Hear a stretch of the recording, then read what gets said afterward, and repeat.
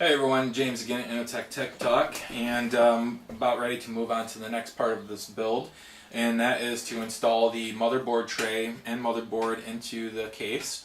And if you've been tuning in already to these videos, you'll have seen that so far I've unboxed the computer case that I'm using. It's the Cooler Master Half XB, and it's a LAN box, and it's got a cube form factor. Really nice case. I've also installed the cooling system. I'm going with a closed loop liquid cool system, and that's the Corsair H100i. It was really easy to install. I really enjoyed it. A lot easier than installing a custom loop, which I've done on other builds. But it's really nice looking. It's all black and everything. It's kind of the theme of my case. It's kind of like a low profile black, case, no lights or anything like that.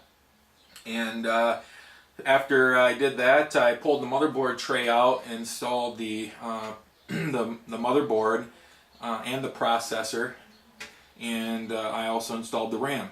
So the next step is I'm going to put this motherboard tray back into the case, screw it down, and I'm going to install the cooling block on the processor. So yeah, it's what I'm going to do for this is I'm going to try to get like a higher view of the camera so it's looking down onto the motherboard so you can see me install the cooling block. Unfortunately, when I do that, you're not going to be able to see my face. You'll hear me talking still, and you'll just see my hands kind of pointing to different parts of the case. So I'm going to go ahead and pause, reposition the camera, put the case up here on the table, and get going. Hey everyone, back now. I got the case in position now in front of the camera. As you can see, I put the motherboard tray back in, and it's really easy. It just sits in, and you replace the 4 thumb screws that you had to take out to remove the tray in the first place. So basically what I'm going to do first is I'm going to install the cooling block here. And before I do that, I'm going to have to put my own thermal compound on. Now, putting thermal compound on the right way is almost an art form. You want to make sure you don't put too much on, but you don't want too little either. And I tend to get really sloppy, so I'm sure there'll be people watching this video, that make fun of me a little bit on this, but hey, I don't care. As long as it's on there and it's keeping my system cool, that's all I'm worried about. So this is really cool. Antec has included this little spreader stick, so it'll help you maybe put a thin, even coat across the processor and maybe make it less messy. So I'm going to go ahead and unscrew the cap. Okay. I'm going to start off by putting a dab of it in the middle. And it's like a plunger type system. So you got to press on it, and you got to use a little bit of force, because it's not coming out that easily, but that's a good thing, because like I said, you don't want to put too much on.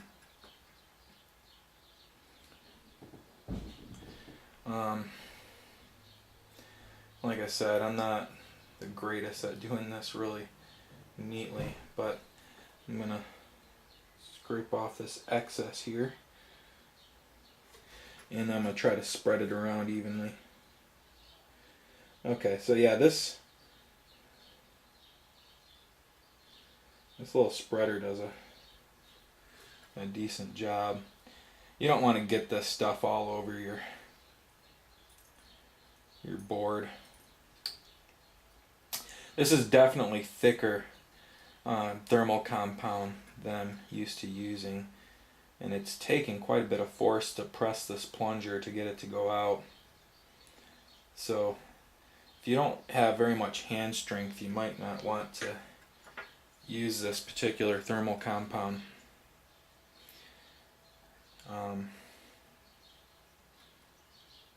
It's like putty almost. Try to do this so you can see.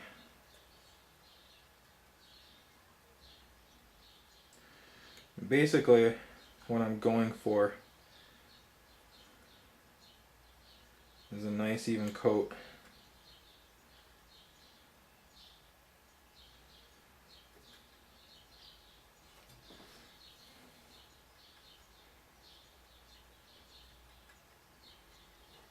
Because once I put the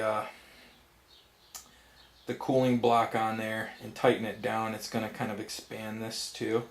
So try not to go all the way out to the edge, because it's what it's going to do is it's going to press that excess out around the edge, and it's going to squeeze out onto the rest of your components. It shouldn't hurt anything because it shouldn't be conductive at all, but it'll still make a mess that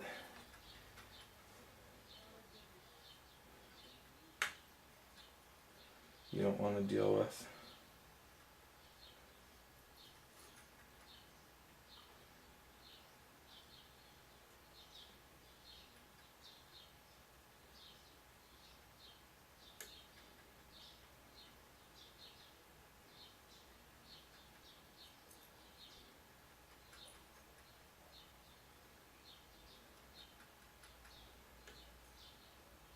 I'm used to using the Arctic Silver, which is a little bit more malleable. Spreads a little bit easier.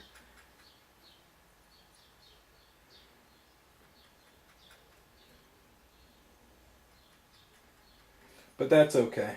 You know, we've got to try new things here and there.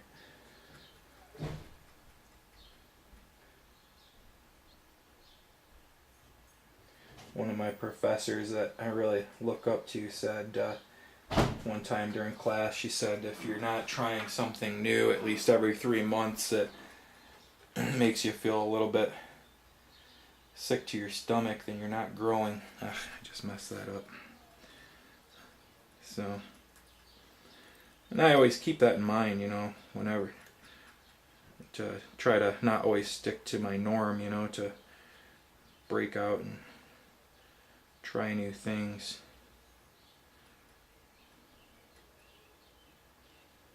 Okay, so I think that will be good. Just kind of clean that up right there.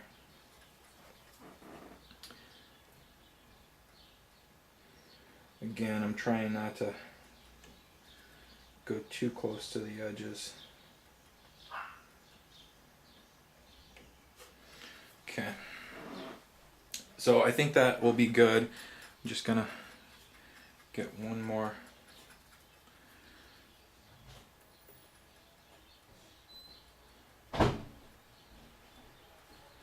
pass at it.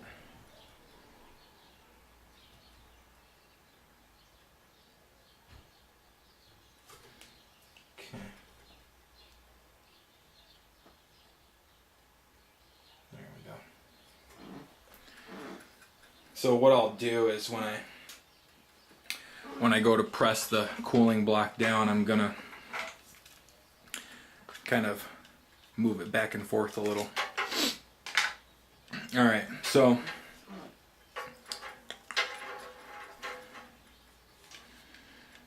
trying to see how I want to position this here. Thinking, yeah, like that. Thinking like that's going to be the best way. Just make sure that, yeah, okay. So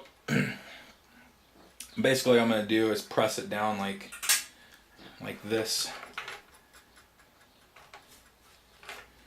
See how I'm kind of wiggling it back and forth? Hopefully that spreads it out really nice and even.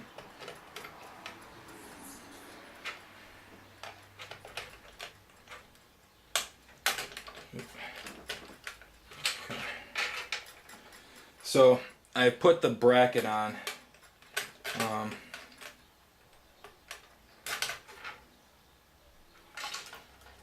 So it did do an okay job, but let me put a little bit more here in the middle.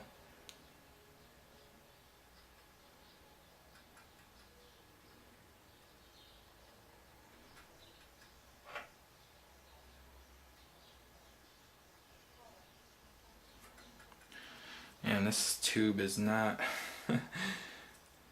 easy.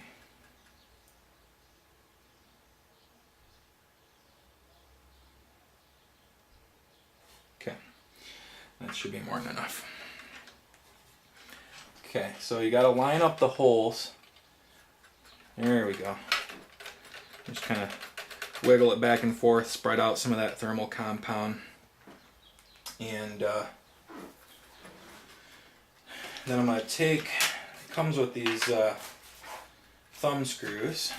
Let's see where I put them here. Okay. So you can see these little thumb screws here. They just tighten down on these metal studs. And you're dealing with a little bit more cramped space here. But I have medium to large size hands, so, and I can fit in here fairly easy. And just kind of tighten these.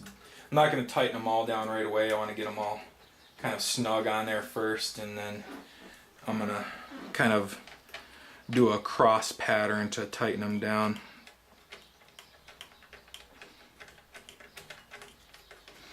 These are another one you want to be careful. You don't want to tighten them down too much because you could actually damage the motherboard if you do.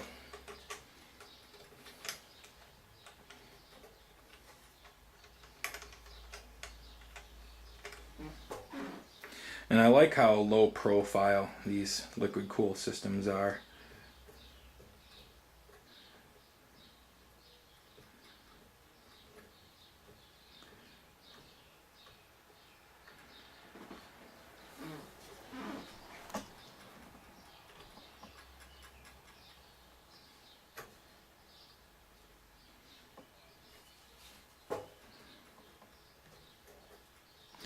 I think that should, be okay as far as where I have it positioned at. I would have preferred to have this side here facing out this way, but just the way that the hoses were, didn't really allow for that. So I suppose I could have done it that way. Let me take a look here and see how these cables are going to work out before I tighten it down too much. So, you get these two Y cables I was talking about earlier in my review when I did the unboxing of the cooling system. So you see, you got the one end here that plugs into the cooling block, and then this little Y splitter that allows you to attach two fans to it. So they give you two of these, attach two fans to each. And I'm pretty sure, yeah, I can just, yeah, that won't be bad at all. And then the other cable that they give you is this little USB cable, and what this does is when you plug this in, you plug this end into the cooling block, and then this into the USB header on your motherboard, and it'll allow you to control your fans through a desktop interface. So I'm happy with the position. I'm going to go ahead and tighten it down the rest of the way, and I'm going to do like a cross pattern. So I'm going to start here on this one. I'm going to go here, tighten it down. And this one, you just want them to be snug. You don't want, to really crank down on it. You're not going to have to get like a socket wrench out and really get leverage on these things. So, yeah, I'm happy with that. It's in there nice and tight. When you tighten it down like that, it brings that back plate up against the motherboard nice and tight, so there's no wiggling around. I mean, it's on there. It's really on there. Looks like there's like a little, plastic film that's on top of the cooling block to kind of protect it from getting scratched. You don't want to peel that off. You know, just in case heat issues, you don't want to have that melt against your computer. But there we have it. So what I'm going to do is I'm going to install these. I'm not going to plug them into the fans yet. I'm just going to plug them into the cooling block. And same as this cord here, I'm going to plug it in, but I'm not going to put it on the USB header yet. So let me just switch sides here so I can see what I'm doing. Okay, so the way that these install is you have the pins right here and like a little clip right here that holds it in place. The pins, it looks like, are on the bottom. So if you're sitting flat like this, you want the pins to be facing down. So it's kind of hard to see. I'm going to grab a flashlight actually so I can see what I'm doing.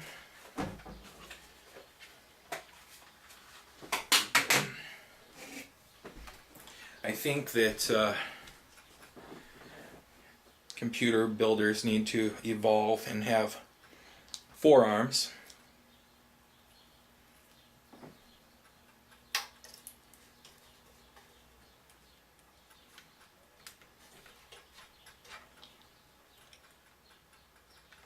Okay. I think probably needs to snap into place a little bit better. Nope. I was expecting to hear like a little bit of a click or something that tells me it's in place. And actually, what I might do is, just to make this a little bit easier, is take this chip of RAM out for a second.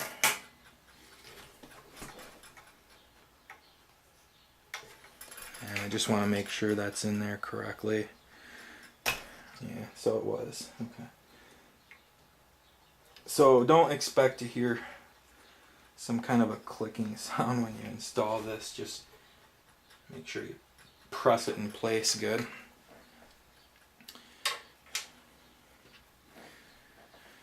Okay.